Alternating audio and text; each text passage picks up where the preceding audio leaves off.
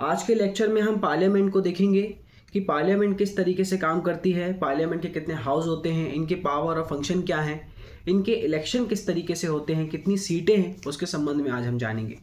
तो विशेष रूप से देखा जाता है कि हमारे भारत का जो पार्लियामेंट सिस्टम है वो ब्रिटेन की पार्लियामेंट सिस्टम पर जो है वो आधारित है। सन 1954 में राज्य परिषद और जनता के सदन के स्थान पर राज्यसभा और लोकसभा का मुख्य रूप से जो है वो इस नाम का उपयोग किया जाने लगा। राज्यसभा में जो सदस्य होते हैं वो राज्य और संघ राज्य क्षेत्र के प्रतिनिधि के रूप में जो है वो चुने जाते हैं। लोकसभा में जो सदस्य होते हैं वो जनता का प्रतिनिधि करते हैं, मतलब लोगों के द्वारा चुने जाते हैं। राष्ट्रपति संसद के किसी भी सदन के सदस्य नहीं होते, ना ही वे संसद की बैठक में भाग लेते हैं, लेकिन जब भी संसद का गठन होता है तो राष्ट्रपति एक विशेष रोल जो है वो उसमें प्ले करते हैं। संसद के दोनों सदनों को बुलाना, उनको आहूत करना, उनकी मीटिंग करना, लोकसभा को भंग करना, ये तमाम प्रकार के काम जो है वो राष्ट्रपति के द्वारा किए जाते हैं। आइए हम ये देखते हैं कि इंडियन कॉन्स्टिट्यूशन में कौन कौन से आर्टिकल हैं जो संसद की बात करते हैं, संसद के सदनों की बात करते हैं।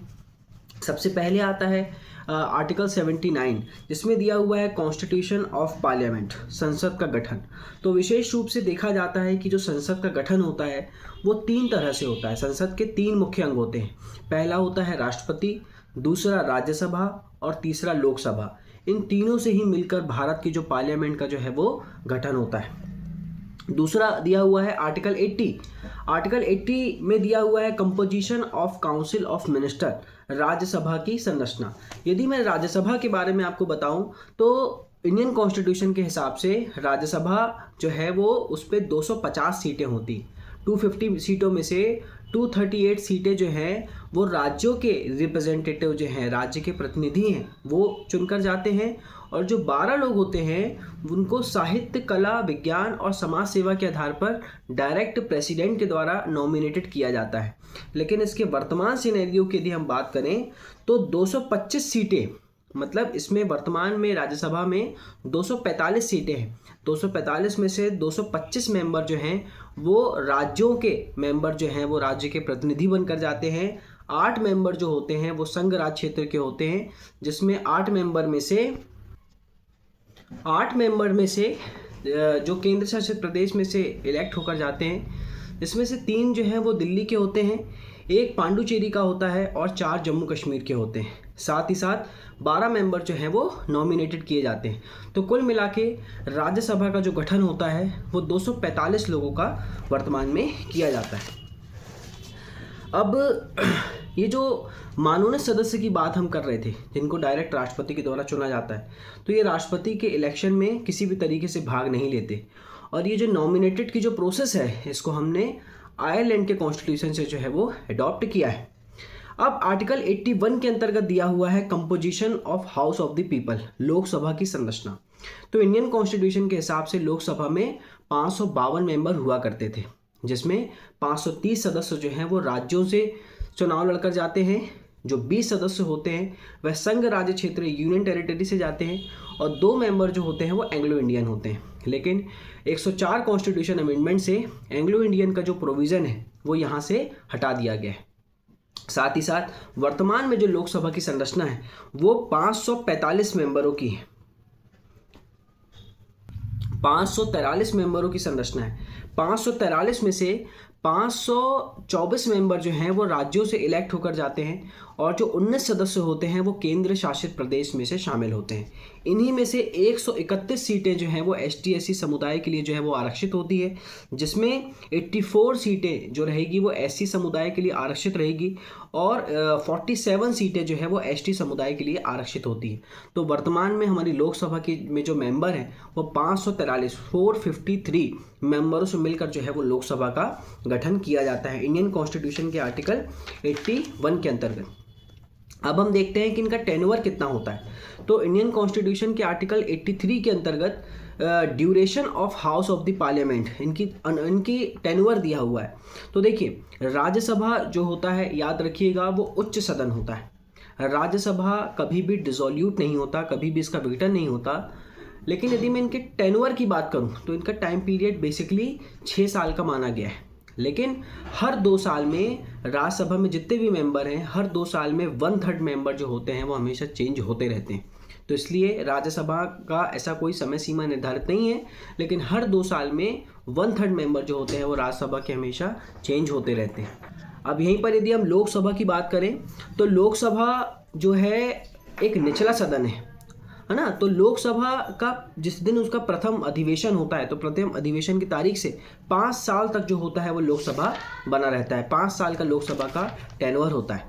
लेकिन यहाँ पे याद रखिएगा कि जब भी कभी इमरजेंसी की कंडीशन हमारे देश में, जैसे कि लोकसभा का 5 साल कंप्लीट हो गया और हमारे देश में इमरजेंसी या आपातकाल की घोषणा हो गई या आपातकाल हमारे देश में लग गया, तो फिर उन कंडीशन में लोकसभा जो है वो अपना खुद का टाइम पीरियड जो है वो 1 साल के लिए बढ़ा सकती है। लेकिन जैसे ही इमरजेंसी ख़त्म होती है 6 माह के अंदर जो है वो लोकसभा डिसॉल्यूट हो जाएगी। आखिर इनकी अहर्ताएँ क्या हैं? संसद में जो सदस्य होते हैं इनकी क्वालिफिकेशन क्या है? तो ऐसी कोई विशेष क्वालिफिकेशन नहीं है। वह भारत के नागरिक होना चाहिए। साथ ही साथ निर्वाचन आयोग के द्वारा जो भी टर्म्स कंडीशन जो है वो लगाई गई हैं, वो सभी टर्म्स कंडीशन इनके द्वारा फुलफिल की गई होनी चाहिए। यदि राज्यसभा का सदस्य कोई व्यक्ति बनना चाहता है तो कम से कम 30 साल की उम्र उसकी होना जरूरी है। लोकसभा का सदस्य बनना चाहता है तो कम से कम 25 साल की उम्र उसकी होना जरूरी है। उसके पास ऐसी कोई अन्य अहर्ताएं भी होना जरूरी है जो भी संसद नियम बनाकर समय समय पर तय करे। 85 के अंतर्गत संसद का सत्र, सत्रावसान और विघटन के बारे में दिया हुआ है। तो राष्ट्रपति जो हैं वो समय समय पर संसद के किसी विशेष सत्र को समाप्त कर सकते हैं। जब राष्ट्रपति के द्वारा किसी विशेष सत्र को समाप्त किया जाता है तो इसको प्रोरोगेशन कहा जाता है, सत्रावसान।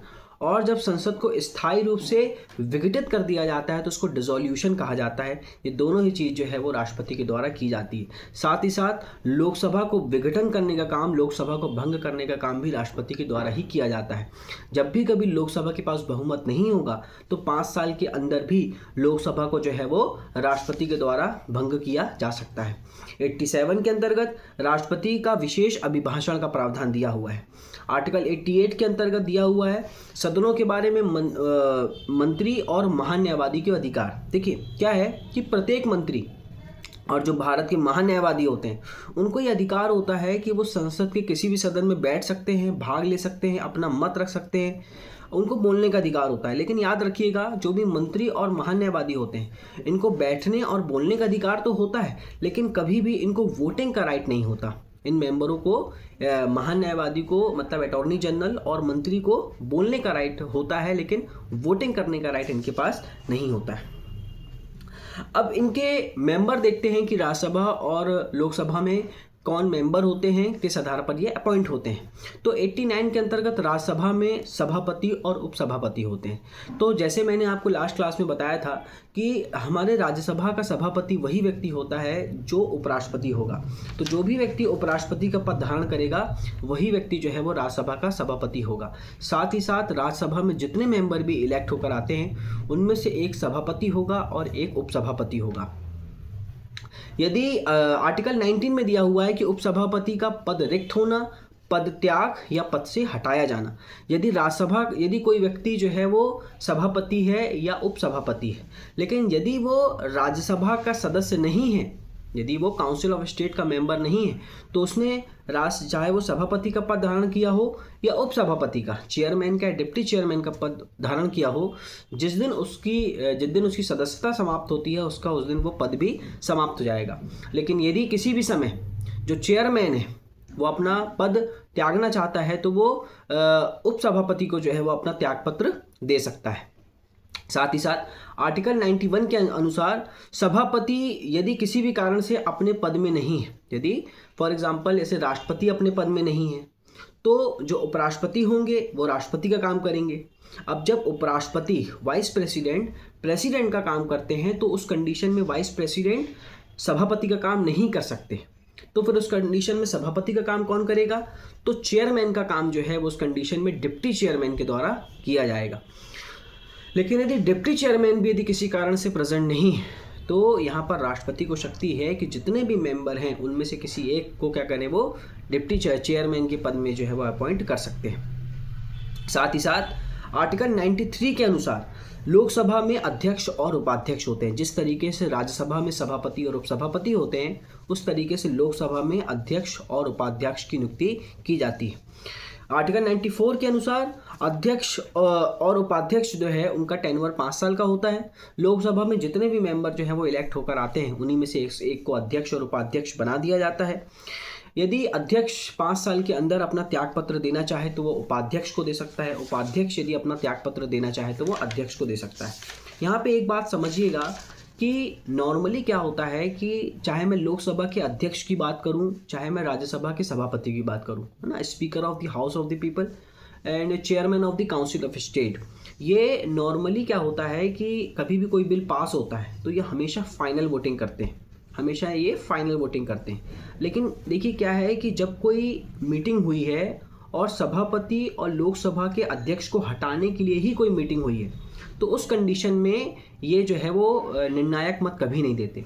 जैसे कोई सभा हुई है जिसमें राज्यसभा के सभापति और उपसभापति को हटाने की बात हो रही है तो ऐसी मीटिंग में कभी भी ये वोटिंग नहीं करेंगे।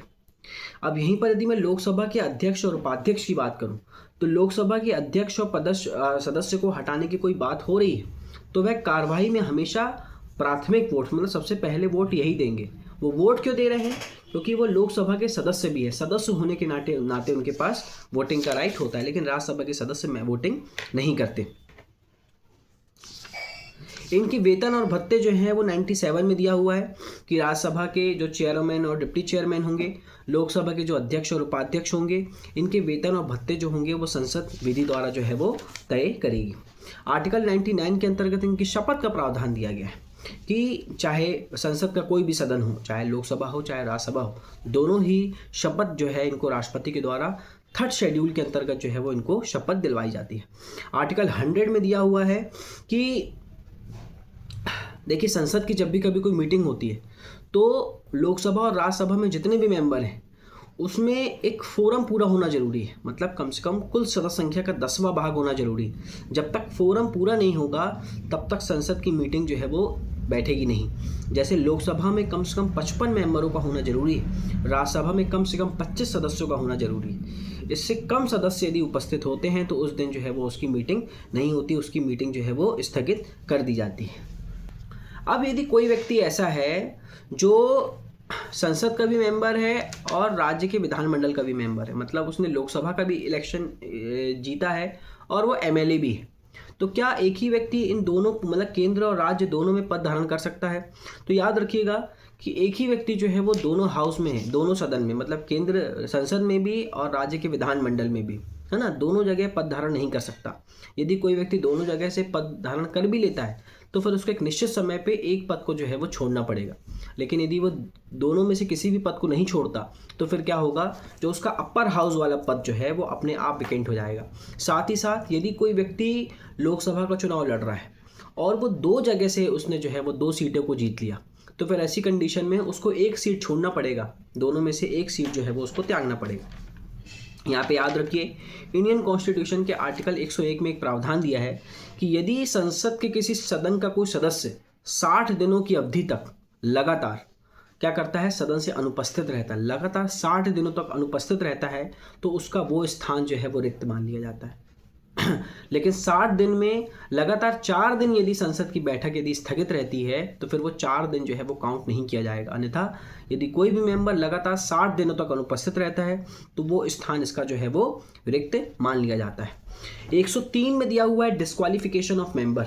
यदि सदस्यों की निरताओं से संबंधित, उनकी डिस्क्वालिफिकेशन से संबंधित कोई भी प्रश्न कभी भी उत्पन्न होता है तो जिसका डिटर्मिनेशन हमेशा राष्ट्रपति के द्वारा किया जाता है निर्वाचन आयोग की सलाह पर। अब आर्टिकल 104 में दिया हुआ है कि कोई ऐसा मेंबर जो संसद के किसी भी सदन का सदस्य नहीं है, यदि वो संसद में बैठता है, भाग लेता है, तो फिर क्या उसके लिए कोई पेनाल्टी का प्रोविज़न दिया हुआ है? तो बिल्कुल हाँ। इंडियन कॉन्स्टिट्यूशन के आर्टिकल 104 में यदि ऐसा कोई भी मेंबर जो संसद की बैठक में भाग लेने का अधिकार नहीं रखता, उसके बाद भी वो मीटिंग में बैठता है या भाग लेता है, तो 500 रुपये प्रतिदिन के हिसाब से उसके ऊपर जुर्माना लगाया जाएगा। तो आज के लेक्चर में हमने लोकसभा और राज्यसभा के बारे में देखा। बेसिकली जो राज्यसभा है ये उच्च सदन है, लोकसभा जो है वो निम्न सदन है। राज्यसभा कभी भंग नहीं होती, लोकसभा जो है वो हर 5 साल में भंग हो जाती है। राज्यसभा का सदस्य बनने के लिए मिनिमम आयु 30 वर्ष है, लोकसभा का सदस्य बनने के लिए मिनिमम आयु 25 वर्ष है। साथ ही साथ लोकसभा जब भी कभी कोई भारत में कानून बनाए जाते हैं तो आमतौर पर यदि कोई भी कानून बनाए जा रहे हैं तो लोकसभा और राज्यसभा दोनों की आपसी सहमति से ही भारत में किसी भी कानून का निर्माण किया जाता है। राज्यसभा एक स्थायी संस्था है, लोकसभा एक अस्थायी संस्था है जो समय समय पर डिसॉल्यूट होती रहती है। राज्यसभा के जो मेंबर हैं उनको एमएलए के द्वारा जो है वो इलेक्ट किया जाता है। लोकसभा के जो सदस्य होते हैं उनको जनता जो है वो इलेक्ट करके भेजती है। आमतौर पर देखा जाता है कि भारत का जो भी प्रधानमंत्री बनता है तो लोकसभा के बहुमत दल का नेता ही प्रधानमंत्री जो है वो बनता है। राज्यसभा का मेंबर भी प्रधानमंत्री बन सकता है यदि उसके पास लोकसभा का बहुमत हो, तो उस कंडीशन में राज्यसभा का मेंबर भी प्रधानमंत्री बन सकता है। यदि आपको मेरा एक लेक्चर अच्छा लगा हो तो लाइक करिए, कमेंट करिए। यदि इसमें कोई कमी हो तो प्लीज़ मुझे कमेंट बॉक्स में बताइए। धन्यवाद।